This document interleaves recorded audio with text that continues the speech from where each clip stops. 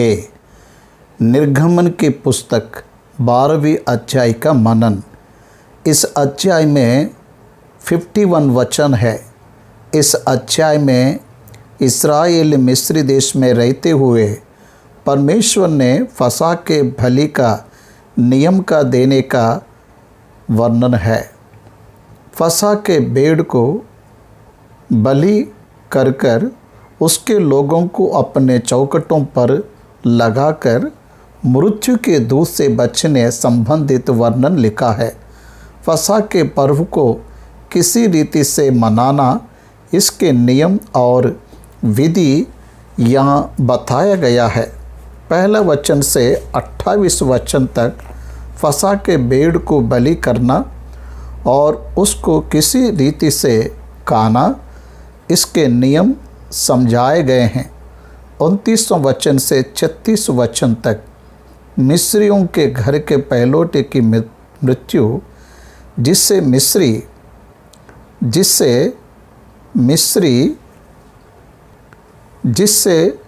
मिस्री लोग डरकर इस्राएलियों ने जो कुछ उनसे मांगा उन्हें देखकर उन्हें जाने दिया। इस रीति से इस्राएलियों ने मिस्रियों को लूट लिया। 37 वचन से आगे वे रामसेस से निकलकर सुक्कोत में प्रवेश करने का वर्णन है। वे मिस्र से निकलकर भीतर प्रवेश करने तक का वर्णन इस अध्याय में लिखा है। अब हम पहले वचन से पढ़ेंगे। निर्गमन 12वां अध्याय पहला वचन। फिर यहोवा ने मिस्र देश में मूसा और आरोन से कहा कि ये महीना तुम लोगों के लिए आरंभ का ठहरे, अर्थात वर्ष का पहला महीना यही ठहरे।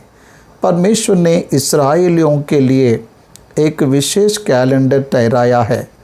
ये महीना मिस्रियों के लिए नया नहीं है, पर इस्राएलियों के लिए ये नया महीना है। इसे निसान या अबीब महीना कहते हैं। इस्राएल की सारी मंडली से इस प्रकार कहो कि इसी महीने के 10वें दिन को तुम अपने अपने पितरों के घराने के अनुसार घराने पीछे एक एक मेमना ले रखो, अर्थात हर एक परिवार के लिए एक मेमना। और यदि किसी के घराने में एक मेमने के खाने के लिए मनुष्य कम हो तो वह अपने सबसे निकट रहने वाले पड़ोसी के साथ प्राणियों की गिनती के अनुसार एक मेमना ले रखे, और तुम हर एक के खाने के अनुसार मेमना का हिसाब करना। तुम्हारा मेमना निर्दोष और पहले वर्ष का नर हो, और उसे चाहे भेड़ों में से लेना चाहे बकरियों में से, और इस महीने के 14वें दिन तक उसे रख छोड़ना, अर्थात 3 दिन इसे अपने पास रखना। 10वें दिन उसे लेना है और 14वें दिन तक अपने पास रखना है। उसके बाद क्या करना है? उसी दिन गोधूली के समय इस्राएल की सारी मंडली के लोग उसे बलि करें। तब वह उसके लहू में से कुछ लेकर जिन घरों में मेमनों को खाएंगे, उनके द्वार के दोनों अलंग और चकोट के सिर पर लगाए, और वे उसके मांस को उसी रात आग में भूंजकर अख़मीरी मेरी रोटी और कड़वे सगपात के साथ खाए। उसके सिर और पैर और अतड़ियों समेत भूंज कर खाना, कच्चा व जल में कुछ भी पका कर ना खाना, और उसमें से कुछ बिहान तक ना रहने देना। और यदि कुछ बिहान तक रहा भी जाए तो उसे आग में जला देना। उसके खाने की विधि है। 12वां अध्याय में ये बताया जा रहा है कि हर एक इस्राएली फसह की विधि को मनाना है। भेड़ या बकरी के बच्चों को लेना है, उसे अपने पास रखना है और 14वें दिन उसको बलि करना है। हर वर्ष के पहले महीने के 14वें दिन को ये फसल का पर्व होगा। इसे परमेश्वर इस्राएलियों के पीढ़ी दर पीढ़ी के लिए नियम ठहरा रहा है। परिवार का हर एक व्यक्ति जिसका खतना किया गया है, इस विधि को मनाना है, मानना है और इसमें से किसी भी वस्तु को व्यर्थ नहीं करना है, उसे खाना है और जितना लोग खा सकते हैं उसके हिसाब से गिनती करना है। यदि परिवार में खाने वाले लोग कम हो तो अपने निकट के पड़ोसियों को अपने साथ शामिल करना है और उसे अख़मीरी रोटी के साथ खाना है और कड़वे सागपात को उसमें ज़रूर शामिल करना है। कड़वे सागपात इस्राएलियों को गुलामी को दर्शाता है, इसलिए फसह के भोजन में कड़वे सात बात को शामिल ज़रूर करना है। ध्यान दीजिए, ये फसह का पर्व क्या याद दिलाता है? ये याद दिलाता है कि इस्राएली गुलामी के कड़वाहट को छोड़कर मिस्र से निकलकर आए। फसह छुटकारे को याद दिलाता है, कड़वे अनुभवों से छुटकारे को याद दिलाता है, पीड़ाओं से छुटकारे को याद दिलाता है। 11वां वचन में इसे खाने की विधि बताया गया है और इसके खाने की ये विधि है कि कमर बांधे, पाँव में जूती पहने और हाथ में लाठी लिए हुए उसे फुर्ती से खाना, वह तो यहोवा का पर्व होगा। 1 कुरिन्थियों 5वां अध्याय में पौलुस कहता है कि यीशु मसीह जो हमारा फसह है, बलिदान हुआ, जिस घर के चौखटों पर फसह के बलि के मेमने को लहू होगा, उस घर में मृत्यु का दूत प्रवेश नहीं करेगा। ठीक उसी रीति से जिसके जीवन पर यीशु का लहू होगा, उसके जीवन में भी मृत्यु नहीं होगी, नरक की आग से बचा रहेगा।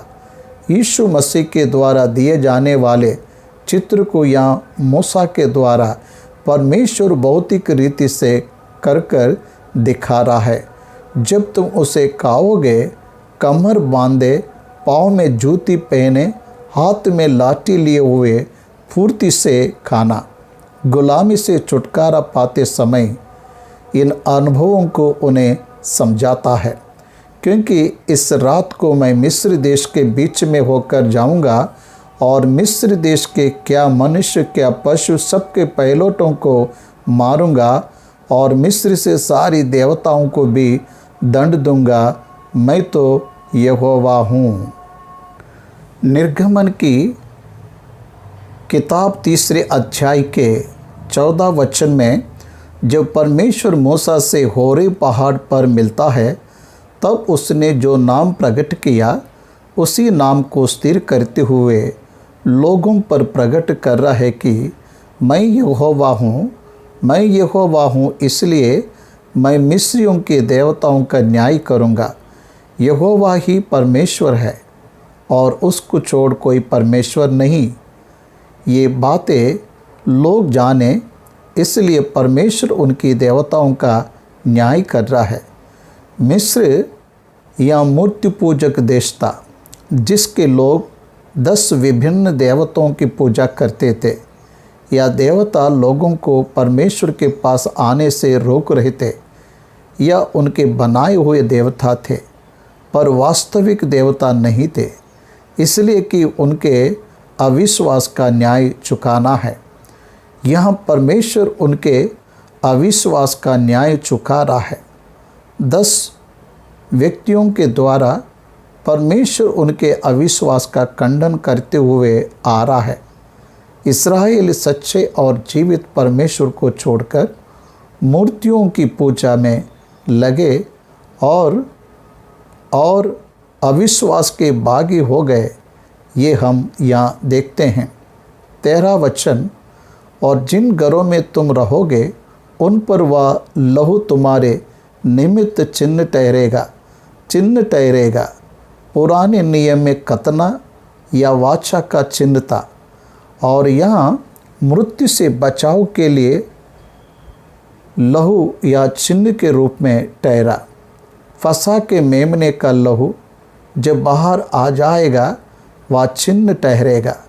बाइबल में यीशु मसीह के वध के द्वारा और यीशु के लहू बहाया जाने के द्वारा जिस रीति से इस्राएली मिस्र में मृत्यु के दूत से बच गए, हम भी नरक की आग से बच जाएंगे, ये समझना है। इसलिए वह दिन तुमको स्मरण दिलाने वाला ठहरेगा और तुम उसको यहोवा के लिए पर्व करके मनाना। वह दिन तुम्हारी पीढ़ियों में सदा की विधि जानकर पर्व माना जाए। यह पर्व जिसे मूसा ने प्रचारित किया था यीशु के दिनों तक माना गया। 7 दिन तक अख़मीरी रोटी खाया करना, उनमें से पहले ही दिन अपने घर में से ख़मीर उठा डालना, वरन जो कोई पहले दिन से लेकर 7वें दिन तक कोई ख़मीरी वस्तु खाए, वह प्राणी इस्राएलियों में से नाश किया जाए। और पहले दिन एक पवित्र सभा और 7वें दिन भी एक पवित्र सभा करना। उन दोनों दिनों में कोई काम ना किया जाए, वह परम विश्राम का दिन होगा। इसलिए तुम बिना ख़मीर की रोटी का पर्व मनाना, क्योंकि उसी दिन मानो मैंने तुमको दल दल करके मिस्र देश में से निकाला है। इस कारण वह दिन तुम्हारी पीढ़ियों में सदा की विधि जानकर माना जाए। पहले महीने के 14वां दिन की शाम से लेकर 21वें दिन के सांझ तक तुम अख़मीरी रोटी खाया करना। पहले महीने के 14वें दिन हमारे कैलेंडर के अनुसार 15वां दिन, हिब्रू कैलेंडर के अनुसार शाम को 6 बजे तारीख बदल जाता है। इसलिए यहाँ से 7 से 7 दिन अर्थात 21 दिन पहले दिन को जब फसह के मेमने को बलि किया जाएगा, उसी दिन और आखिरी दिन पवित्र सभा को इकट्ठा और विश्राम करना और प्रभु की आराधना करना। 19वां वचन, 7 दिन तक तुम्हारे घरों में कुछ भी ख़मीर ना रहे, परंतु कोई किसी ख़मीरी वस्तु को खाए, चाहे वह देसी हो चाहे वह परदेसी, वह प्राणी इस्राएलियों की मंडली से नाश किया जाए। अख़मीरी रोटी खाने के लिए कहा गया है।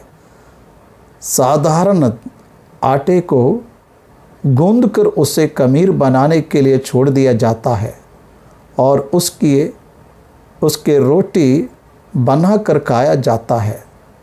हम बेकरियों में देखते हैं ब्रेड बनाने के लिए वह तीस्त नाम के पदार्थ को इस्तेमाल करते हैं।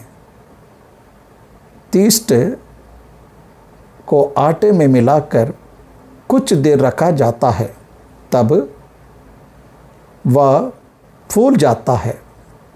परमेश्वर ने आज्ञा देता है कि इस रीति से नहीं करना है, परंतु ताज़ा और तुरंत बनाए हुए रोटी को ही खाना है। परंतु रखे हुए आटे की रोटियां नहीं खाना है। इस रीति से उन्हें बताता है। 21वां वचन से आगे फसह के मेमने को किसी रीति से बलि करना और मिस्र का किस रीति से प्रभु नाश करेगा ये बताया गया है। तब मूसा ने इस्राएल के सब पुरनियों को बुलाकर कहा, तुम अपने अपने कुल के अनुसार एक एक मेमना अलग कर रखो और फसह का पशु बलि करना है। मूसा और हारून इस्राएली पुरनियों को संदेश दे रहे हैं, अर्थात कलीसिया के एल्डर्स और समाज के एल्डर्स, उनकी एक विशेष जिम्मेदारी है, वह दूसरे परिवारों के लिए आदर्श बनना है। और उसका लहू जो तसले में होगा, उसमें जुफा का एक गुच्छा डुबोकर उसी तसले में के लहू से द्वार के चौखट के सिरे और दोनों अलंगों पर कुछ लगाना, और भोर तक तुम में से कोई घर से बाहर ना निकले, क्योंकि उस रात मृत्यु का दूत उन रास्ते से जाने वाला है। इसलिए इस्राएलियों का प्रत्येक परिवार दरवाज़ों को बंद करना है और दरवाज़ों के बाहरी भाग पर उस मेमने के लहू को लगाना है। खड़े और आड़े चौखट पर लगाना है। खड़ा और आड़ा चौखट क्रूस को दर्शाता है। क्रूस पर बहाया गया लहू बलि पशु के लहू को दर्शाता है। लहू के बहाए जाने के द्वारा मिलने वाले छुटकारे को इससे हमें समझना है, क्योंकि यहोवा देश के बीच होकर मिस्रियों को मारता जाएगा। इसलिए जहाँ जहाँ वहाँ चौखट के सिरे और दोनों अलंगों पर, द्वारों पर उस लहू को देखेगा, वहाँ वहाँ वह उस द्वार को छोड़ जाएगा और नाश करने वाले को तुम्हारे घरों में मारने के लिए ना जाने देगा। मारने वालों को तुम्हारे घरों में आने नहीं देगा। फिर तुम इस विधि को अपने और अपने वंश के लिए सदा की विधि जानकर मनाया करो। यह दिन यहोवा ने तुम्हें मृत्यु से बचाया है। मृत्यु से बचाव का दिन, मृत्यु के दूत के हाथों से बचाव का दिन के रूप में इसे स्मरण रखना। जब तुम उस देश में जिसे यहोवा अपने कहने के अनुसार तुमको देगा प्रवेश करो, तब वह काम किया करना। केवल आज के दिन ही इसे नहीं करना है, परंतु प्रतिवर्ष किसे स्मरण करना है? जब तुम अपने देश में पहुंच जाओगे तब इसे एक नियम बनाना है और उसका पालन करना है। परमेश्वर ने कहा कि यह तुम्हारे लिए सदा की हुई थी ठहरेगी। सदा तुम्हारे लिए ये एक नियम ठहरेगी। और जब तुम्हारे लड़के वाले तुमसे पूछे कि इस काम से तुम्हारा क्या मतलब है, तब तुम उनको ये समझाना कि यहोवा ने जो मिस्रियों के मारने के समय मिस्र में रहने वाले हम इस्राएलियों के घरों को छोड़कर हमारे घरों को बचाया, इसी कारण उसके फसह का ये बलिदान किया जाता है। तब लोगों ने सिर झुकाकर दंडवत की और इस्राएलियों ने जाकर जो आज्ञा यहोवा ने मूसा और हारून को दी थी उसी के अनुसार किया। परिवार का हर एक मुखिया परमेश्वर की आज्ञा का पालन करना और परमेश्वर की बात है उनकी पीढ़ी दर पीढ़ी को सिखाना और उनका पालन करना। मूसा और हारून ने उन्हें सिखाया। प्रिय भाइयों और बहनों, हर एक परिवार का मुखिया उसे अपने परिवार को परमेश्वर के नियम और विधियां मानना सीखना है। मूसा और हारून ने उन्हें इसी रीति से तैयार किया कि वे अपनी पीढ़ियों के लोगों को ये बातें सिखाए। 29वां वचन से 36 वचन तक परमेश्वर मृत्यु के दूत को मिस्र में भेजने की घटना दिखती है। और ऐसा हुआ कि आधी रात को यहोवा ने मिस्र देश में सिंहासन पर विराजमान वाले फिरौन से लेकर गड्ढे में पड़े हुए बंधुओं तक सबके पहिलौठों को वरन पशु तक के सब पहिलौठों को मार डाला। यहाँ दिखता है कि परमेश्वर ने स्वयं ही उन्हें मार डाला। यहोवा ने स्वयं ही उन्हें मार डाला। जीवन देने वाला परमेश्वर यहाँ पर जीवन देने वाले के रूप में, लेने वालों के रूप में दिख रहा है। और फिरौन रात ही की उठ बैठा और उसके सब कर्मचारी वरन सारे मिस्र उठे और मिस्र में बड़ा हाहाकार मचा, क्योंकि एक भी ऐसा घर ना था जिसमें कोई मरा ना हो। तो फिरौन ने रात ही रात में मूसा और हारून को बुलवा कर कहा, तुम इस्राएलियों समेत मेरी प्रजा के बीच से निकल जाओ और अपने कहने के अनुसार जाकर यहोवा की उपासना करो। अपने कहने के अनुसार अपनी भेड़ बकरियों और गाय भेड़ों को साथ ले जाओ और मुझे आशीर्वाद दे जाओ। उसी रात को उन्हें निमंत्रण दिया गया। उसी रात को मूसा और हारून बुलवाए गए। जैसा तुमने कहा वैसे ही तुम करो, जैसा तुम्हारे परमेश्वर ने तुम्हें आज्ञा दिया वैसे ही करो। अब तक मैंने तुम्हें रोका, मुझे क्षमा करो और मुझे आशीर्वाद दो। मैंने तुम्हारे परमेश्वर की बात को नहीं माना और मेरे देश पर जो विपत्ति आई उसका कारण भी मैं ही हूँ। ये वह मान लेता है और क्षमा मांगता है। और उसने हमसे कहा, जैसा तुमने कहा अपने पशुओं के झुंड को भी साथ में ले जाओ। और मिस्री जो कहते थे कि हम तो सब मर मिटें, उन्होंने इस्राएली लोगों पर दबाव डालकर कहा कि देश से झटपट निकल जाओ। जब परमेश्वर का निर्णय का समय आया, परिस्थितियां उनके अनुकूल बदल गई। यदि आप विश्वासी है तो यह ध्यान में रखिए, जब परमेश्वर का समय आएगा, परमेश्वर आपके जीवन में परिस्थितियों को बदल देगा। आपके जीवन में चाहे कितनी भी रुकावट हो, प्रभु उसको दूर करेगा। परमेश्वर आपकी ओर से महान कामों को कर सकता है। मैं आपसे आग्रह करता हूँ कि परमेश्वर पर आधारित रहो और उस पर विश्वास रखो। मिस्र में ऐसा एक भी घर नहीं था जहाँ पर लाश नहीं थी। फिरौन कितना कठोर था और मिस्री कितने कठोर थे। इतने पहनकर भी विपत्ति आदेश पर, इतने विपत्तियां आने के बाद भी उन्होंने मन नहीं फिराया।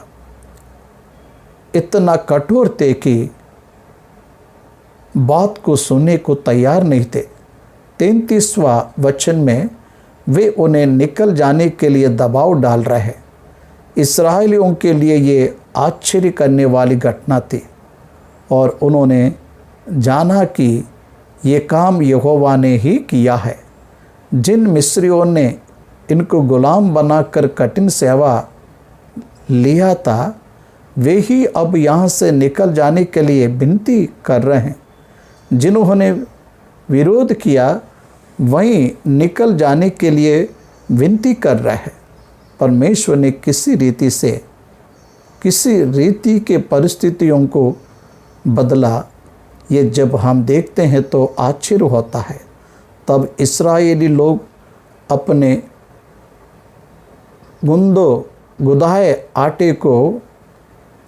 गुदाए आटों को बिना खमीर दिए ही कटौतियों समेत कपड़ों में बांध के अपने अपने कंधे पर डाल लिया।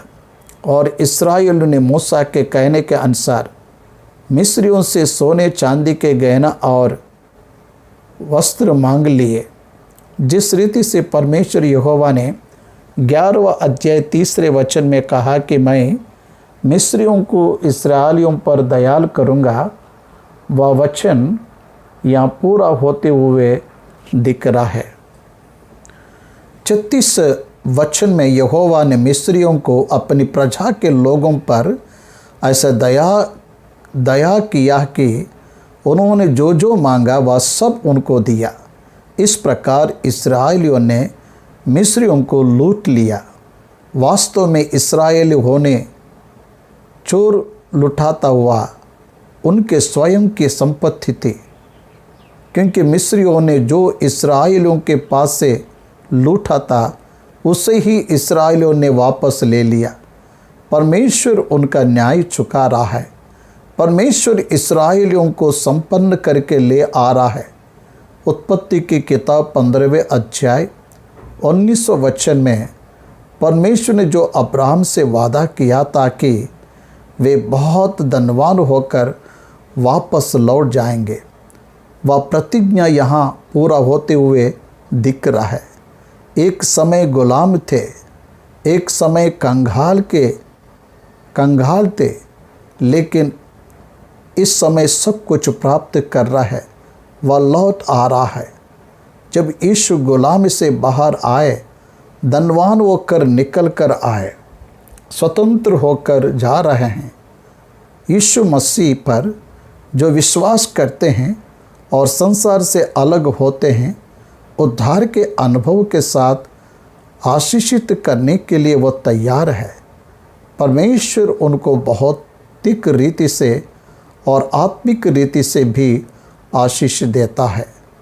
गुलामी से छुटकारा, मृत्यु से छुटकारा और कंगाल पर छुटकारा, स्वेच्छा से आराधना करने का अवसर, उसकी सेवा करने का अवसर प्रभु अनुग्रह करता है। इस रीति से वे मिस्र के गुलामी से निकलकर लौट आ रहा है। तब वे रामसेस से निकलकर सुक्कोत को पहुँचे। तब वे बाल बच्चों को छोड़ 6 लाख पुरुष थे, उनको ही गिना गया। स्त्रियों, बच्चों और वृद्धों को छोड़कर लगभग 20 लाख लोग रामसेस से निकलकर लौट आ रहा है। रामसेस से निकलकर वे सुक्कोत में पहुँचे। रामसेस से होते हुए वे 42 स्थानों पर यात्रा किए। जब आप गिनती की किताब 33वां अध्याय पढ़ेंगे, यह सारा विवरण आपको दिखता है। निर्गमन की किताब इस्राएलियों का सीनाई पहुंचने तक के वर्णन के साथ समाप्त होता है। पहले महीने के 15वें दिन को इन्होंने अपनी यात्रा को शुरू किया और तीसरे महीने के 15वें दिन को वह सीनै के जंगल में प्रवेश किए। यहाँ तक पहुँचने के लिए उन्हें 2 महीना लगे। 1 महीने में वह सीन नामक जंगल में पहुँचे और वहाँ से सीनाई पहुँचने में उन्हें और 1 महीना लगा। लगभग 2 महीनों की यात्रा हम यहाँ देखते हैं। और निर्गमन की किताब में लगभग 1 वर्ष के यात्रा का विवरण लिखा हुआ है। इस्राएली पहले महीने के 15वें दिन को अपनी यात्रा को शुरू करते हैं और निर्गमन के पुस्तक 40 अध्याय के 17 वचन में हम लोग देखते हैं, दूसरे वर्ष के पहले महीने के पहले दिन को निवास खड़ा किया गया। बारिश के पश्चात जब परमेश्वर की महिमा उस तंबू पर उतरती है, तब ये लोग प्रस्थान करते हैं। इस रीति से हम बाइबल में पढ़ते हैं कि 42 स्थानों पर वे अपनी यात्राओं को किए, पर उनके लिए कम दूरी का एक मार्ग था। यदि व्यवस्था विवरण की किताब पहले अध्याय के 2 वचन को हम पढ़ेंगे तो वहाँ लिखा है, वहाँ 11 दिनों की यात्रा का मार्ग था, पर उनको 40 वर्ष लगा। व्यवस्था विवरण पहला अध्याय 2 वचन, पूरब से कादेश बन तक सेईर पहाड़ का मार्ग 11 दिनों का है। ओरेब अर्थात सिनाई तक पहुंचने के लिए उन्हें 2 महीने लगे। वहां से आगे की यात्रा 11 दिन की थी। होरेब से कादेश बर्ने तक सेईर पहाड़ का मार्ग 11 दिन का है। जब वे सेईर में प्रवेश करने के लिए निकले, एसाव की संतान ने उन्हें जाने नहीं दिया। याकूब के भाई एसाव की संतान सेईर वन में है। परमेश्वर ने वहाँ स्थान उन्हें दे दिया। जब इस्राएलियों ने उस रास्ते से होकर जाने का उनसे विनती किया, उन्होंने उन्हें जाने नहीं दिया, इसलिए उन्हें दूसरा मार्ग लेना पड़ा। क्यों परमेश्वर ने ऐसा किया? उन्होंने सोचा कि हम सेईर पर जाकर उनसे युद्ध करके उन्हें जीत लेंगे और वहाँ से निकलेंगे, परंतु परमेश्वर ने मूसा को ऐसा करने से मना किया और इस रीति से मूसा सेईर को ना जाते हुए दूसरे रास्ते से निकल गया और वह फिलिस्तियों का मार्ग था। समीप का मार्ग होने के बावजूद भी परमेश्वर उन्हें उस मार्ग से जाने नहीं दिया, पर दूर के मार्ग से लेकर गया। निर्गमन की किताब 13वां अध्याय 17वां वचन के अनुसार परमेश्वर ने यह सोचा कि वे युद्धों को देखकर डर जाएंगे, इसलिए परमेश्वर कुछ देश है जिसमें युद्ध होते हैं, अर्थात फिलिस्तियों का देश या युद्ध करने वाला देश था और उसके सारे प्रांत भी युद्ध करने वाले थे। जब हम दाऊद के तीनों को देखते हैं तब हम पाएंगे कि फिलिस्तीन हर समय युद्ध के लिए आते थे।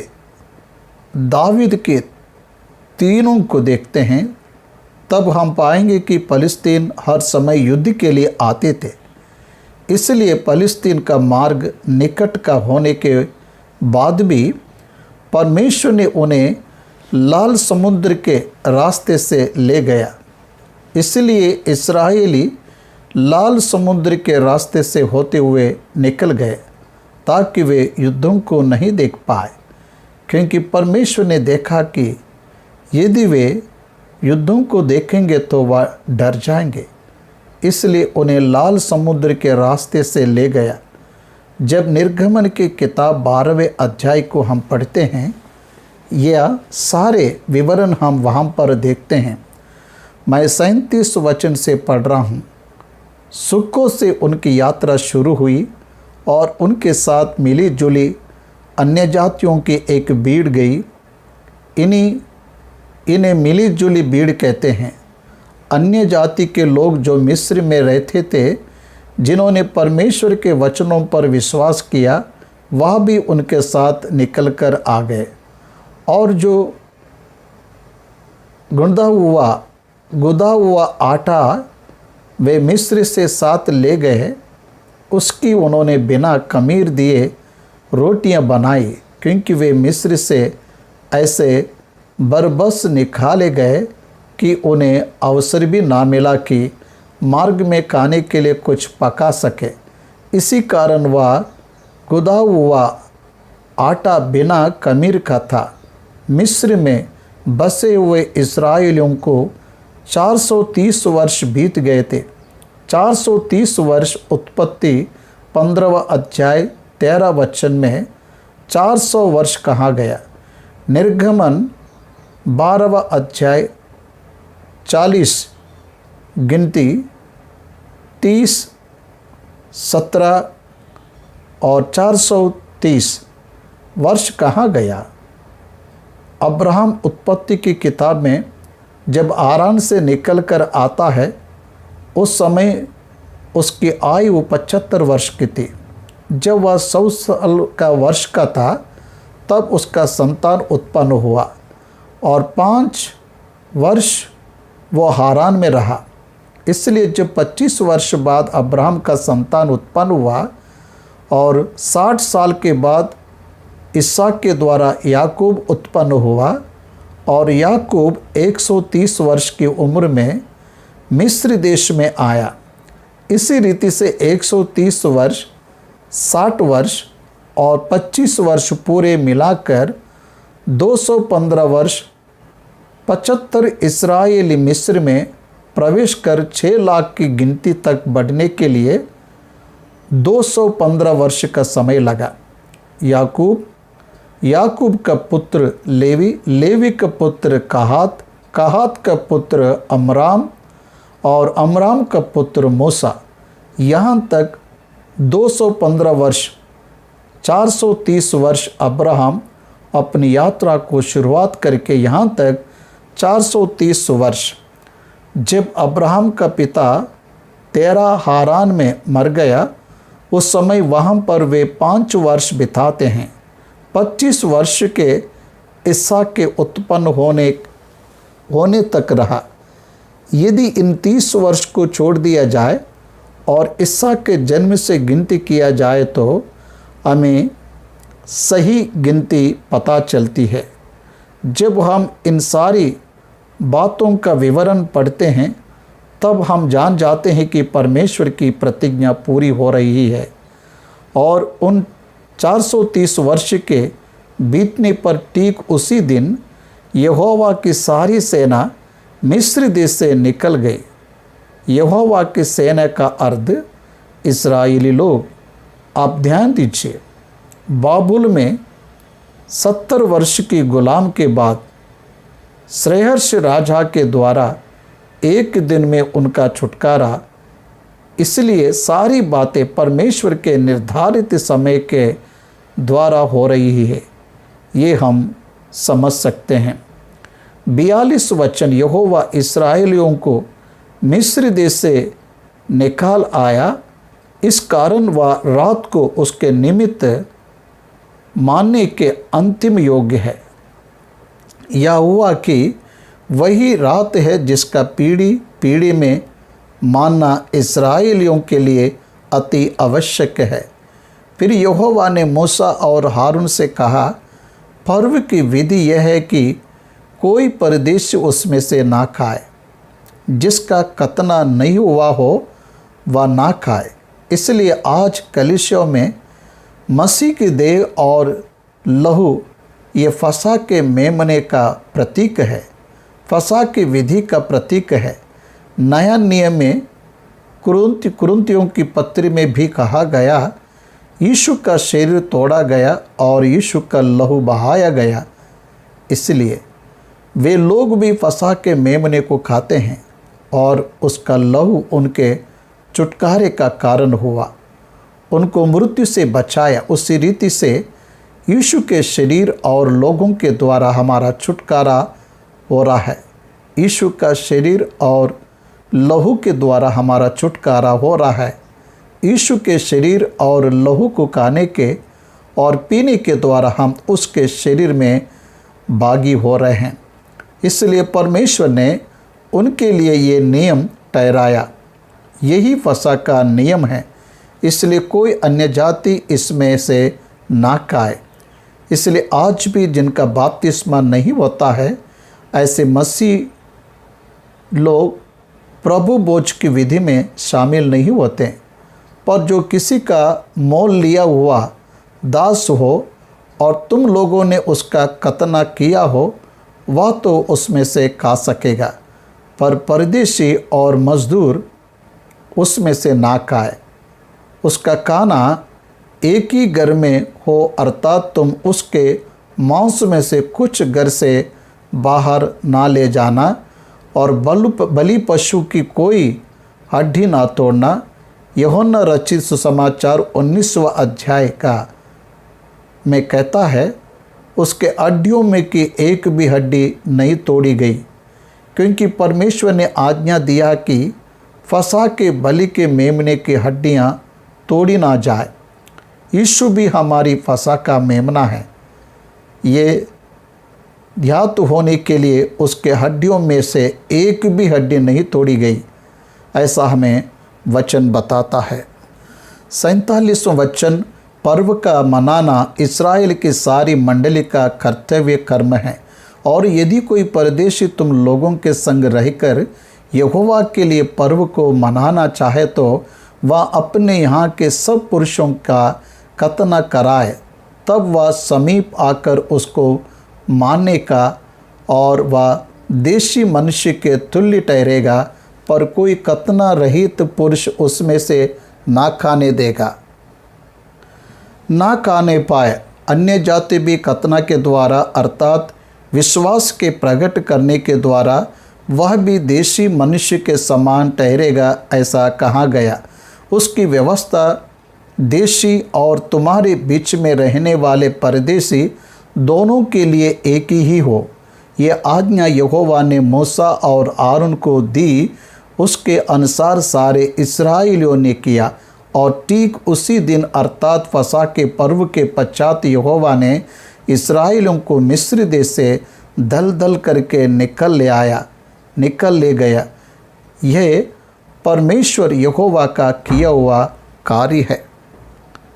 इस्राएलियों को गुलामी से निकालकर लाने वाला मूसा नहीं, परंतु परमेश्वर स्वयं है। परमेश्वर नहीं मूसा को ठहराया, परमेश्वर ने ही मूसा को ठहराकर महिमा दिया।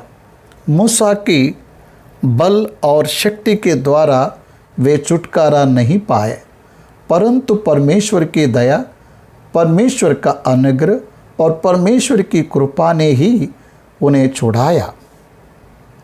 परमेश्वर ने स्वयं ही अपने दास इब्राहिम से की हुई प्रतिज्ञा को पूरा करते हुए उन्हें दूध और मधु को बहने वाले देश में ले जाने के लिए स्वयं उनका अगुवा बनकर उन्हें चलाने के लिए उनका छुटकारा किया। उसने उन्हें छुटकारा बाहर निकल कर ले आया। इसलिए उद्धार यहोवा का ही है, छुटकारा यहोवा ही का है।